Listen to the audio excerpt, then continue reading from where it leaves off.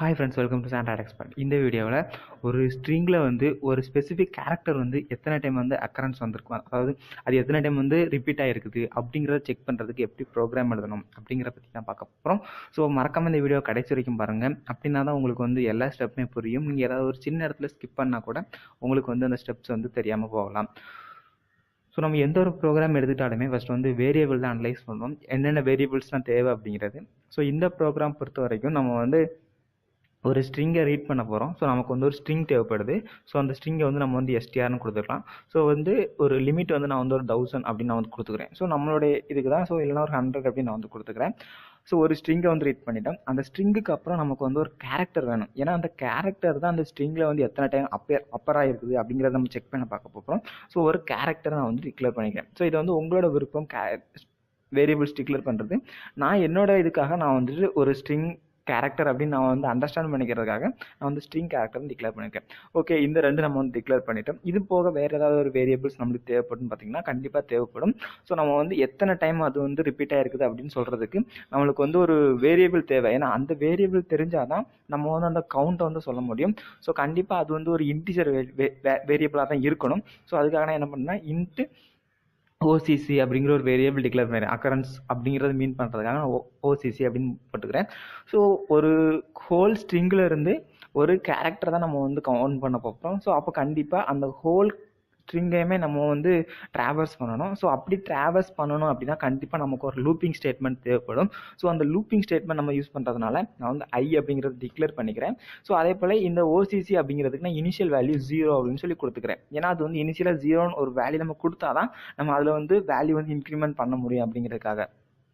So okay, variable எல்லாத்தையுமே நம்ம declare பண்ணி முடிச்சாச்சு. ஸோ அடுத்து நம்ம பண்ண போகிற வேலை என்ன அப்படின்னு பார்த்தீங்கன்னா எல்லாத்துக்குமே வேல்யூ நம்ம எடுக்கணும். இப்போ பார்த்தீங்கன்னா இதில் ஓசிசிங்கிறதுக்கு நம்ம வேல்யூ 0ன்னு கொடுத்துட்டோம். ஐங்கிறதுக்கு நம்ம ஃபார் லூப் டிஃபைன் பண்ணும்போது நம்ம வேல்யூ கொடுத்துருவோம். இப்போ இந்த எஸ்டிஆர் அப்படிங்கிற இந்த ஸ்ட்ரிங்கர் இந்த கேரக்டர் வரைக்கும் சிஹெச் அப்படிங்கிற இந்த கேரக்டருக்கு நம்ம ஒரு வேல்யூ கொடுக்கணும். ஸோ அந்த ரெண்டையுமே நம்ம யூசர்கிட்ட இருந்து தான் வாங்க போகிறோம். ஏன்னா யூசர் தான் ஒரு ஸ்ட்ரிங்கை கொடுத்துட்டு ஒரு கேரக்டர் எத்தனை டைம் ரிப்பீட் ஆகிருக்குது அப்படின்னு செக் பண்ணி பார்க்க போகிறார். ஸோ என்ன பண்ணுறேன்னா ஃபர்ஸ்ட் ஒரு பிரிண்ட்எஃப் யூஸ் பண்ணிக்கிறேன். ஸோ அந்த பிரிண்ட்எஃப்ல என்டர் த ஸ்ட்ரிங் அப்படின்னு சொல்லி நான் கொடுத்துக்கிறேன். ஸோ கொடுத்துட்டு /n அப்படின்னு சொல்லி கொடுத்துட்டேன். அப்புறம் ஸ்கேன்எஃப். ஸோ நான் ஸ்கேன்எஃப் யூஸ் பண்ணல, நான் கெட்ஸ் யூஸ் பண்ணுறேன். ஸோ கெட்ஸ் யூஸ் பண்ணி அந்த ஸ்ட்ரிங்கை நான் ரீட் பண்ணிக்கிறேன். அடுத்து பார்த்தீங்கன்னா ஒரு கேரக்டர் நம்மளுக்கு தேவை. ஸோ நான் என்ன பண்ணேன், ஒரு பிரிண்ட்எஃப்ல என்டர் த கேரக்டர் அப்படிங்கிறத நான் ஷார்ட்டாக என்டர் த கேர் அப்படின்னு சொல்லி கொடுத்துட்டு இங்கேயும் /n கொடுத்துக்கிறேன் நியூ லைன் வரதுக்காக. ஸோ நான் இந்த கேரக்டர் எப்படி ரீட் பண்ணுறேன்னா கெட் கேர் அப்படிங்கிற அந்த ஃபங்க்ஷன் நான் யூஸ் பண்ணி ரீட் பண்ணுறேன். ஸோ சிஹெச் ஈக்குவல் டு கெட் கேர் ஆஃப். ஸோ நம்ம இப்போ பார்த்தீங்கன்னா கெட்ஸ் அப்படிங்கிற ஃபங்க்ஷனை யூஸ் பண்ணி ஸ்ட்ரிங்கை ரீட் பண்ணியிருக்கிறோம். கெட் கேர் அப்படிங்கிற ஃபங்க்ஷனை யூஸ் பண்ணி கேரக்டர் ரீட் பண்ணிட்டோம். ஸோ இப்போ இந்த ரெண்டையுமே ரீட் பண்ணிட்டோம். ஸோ இப்போ நம்மளுக்கு எஸ்டிஆர் அப்படிங்கிறதுல நம்ம கொடுத்துருக்க ஸ்ட்ரிங் இருக்கும், அதே போல் சிஹெச் அப்படிங்கிறதுல நம்ம கொடுத்துருக்க கேரக்டர் இருக்கும். ஸோ இனி இந்த ஹோல் ஸ்ட்ரிங்கையுமே நம்ம ட்ராவர்ஸ் பண்ண போகிறோம். அதுக்காக நம்ம ஒரு ஃபார் லூப் யூஸ் பண்ணுறோம். So for i equal to 0. So நம்ம இனிஷியலாக எப்போவுமே i ஈக்குவல் டு 0 தான் கொடுப்போம். அதே போல் பார்த்தீங்கன்னா ஸோ அடுத்து ஒரு கண்டிஷன் கொடுக்க போகிறோம். இந்த கண்டிஷன் தான் முக்கியம். நான் இந்த கண்டிஷன் என்ன கொடுக்கேன்னா STR of i is not equal to நல்லா அப்படின்னு நான் செக் பண்ணுறேன். ஸோ ஏன் இப்படி நான் கொடுக்குறேன் அப்படின்னு பார்த்தீங்கன்னா நம்மளுக்கு ஸ்ட்ரிங் எப்படி ஃபார்ம் ஆயிருக்குன்னா, ஃபார் எக்ஸாம்பிள் நான் விஜய் அப்படின்னு சொல்லிட்டு ஒரு ஸ்ட்ரிங் கொடுக்குறேன்னா அந்த ஒய்க்கு அப்புறம் இருக்கிற லொக்கேஷன் நமக்கு நல் அப்படின்னு அதுவே கம்பைலரை நமக்கு அசைன் பண்ணிடும் ஸ்ட்ரிங்கை பொறுத்த வரைக்கும். ஸோ நம்மளுக்கு அந்த கேரக்டர் நல்லா இல்லாமல் இருந்தால் தான் நம்ம லூப்பிங் பண்ண முடியும். நல்லா இருந்துச்சுன்னா நம்ம டெர்மினேட் பண்ண போகிறோம். ஸோ அதை ஐடென்டிஃபை பண்ணி அந்த கண்டிஷனை பெர்ஃபார்ம் பண்ணி எது வரைக்கும் நம்ம அந்த லூப்பை பெர்ஃபார்ம் பண்ணணும் அப்படிங்கிறதுக்காக தான் இந்த இடத்துல நான் நல்லுன்னு கொடுத்துருக்குறேன். இந்த இடத்துல நம்ம லென்த்து வச்சு கூட நம்ம பண்ணலாம். பட் அது இது பண்ணால் நம்ம ஒரு நல்ல விதமாக இருக்கும் அப்படிங்கிறதுக்காக நான் இதை யூஸ் பண்ணிடுறேன். ஸோ அதுக்கப்புறம் நம்ம எப்பவும் பண்ணுறது போல் i++. ஸோ பண்ணியாச்சு. ஸோ இப்போ நான் இந்த இடத்துல பண்ணுறேன்னா ஒரு இஃப் கண்டிஷன் போடுறேன். ஸோ இஃப் கண்டிஷன் என்ன பண்ணுறேன் அப்படின்னு பார்த்தீங்கன்னா இந்த எஸ்டிஆர் ஆஃப் i, ஏன்னா இந்த எஸ்டிஆர் ஆஃப் ஐயில் தான் நம்ம ஒவ்வொரு லொக்கேஷனை எடுக்க போகிறோம். ஃபார் எக்ஸாம்பிள் இப்போ எஸ்டிஆர் ஆஃப் ஐங்கும்போது ஃபர்ஸ்ட் ஐயோட இனிஷியல் வேல்யூ 0ன்னு கொடுத்துருக்கோம். ஸோ ஒரு 0th லொக்கேஷனில் இருக்கிற ஸ்ட்ரிங் நம்ம கொடுத்துருக்க கேரக்டருக்கு மேட்ச் பண்ணுமா அப்படின்னு சொல்லி பார்ப்போம். ஸோ ஈக்குவல் டு சிஹெச்ஆன்னு ஃபஸ்ட்டு செக் பண்ணி பார்க்குறோம். ஸோ செக் பண்ணி பார்த்துட்டு அப்படி இருந்துச்சுன்னா நான் என்ன பண்ணுறேன் அப்படின்னு பார்த்தீங்கன்னா, இங்கே ஓசிசின்னு ஒரு ஸ்ட்ரிங் கொடுத்துருக்கு, ஒரு வேரியபிள் டிக்ளேர் பண்ணியிருக்கேன். அதோட சைஸை வந்து நான் இன்க்ரிமெண்ட் பண்ணுறேன். ஒன்னா நான் வந்து இன்க்ரிமெண்ட் பண்ணுறேன். அதாவது ஈக்குவலாக இருந்துச்சுன்னா நான் வந்து இதை ஃபுல்லாக முடிச்சுட்டு நம்ம இன்புட்லாம் ரீட் பண்ணதுக்கப்புறம் நான் அதை பற்றி டீட்டெயில் சொல்கிறேன். ஸோ இப்போ எல்லாத்தையுமே நம்ம வந்து முடிச்சாச்சு. ஸோ நான் இப்போ என்னன்றேன்னா printfல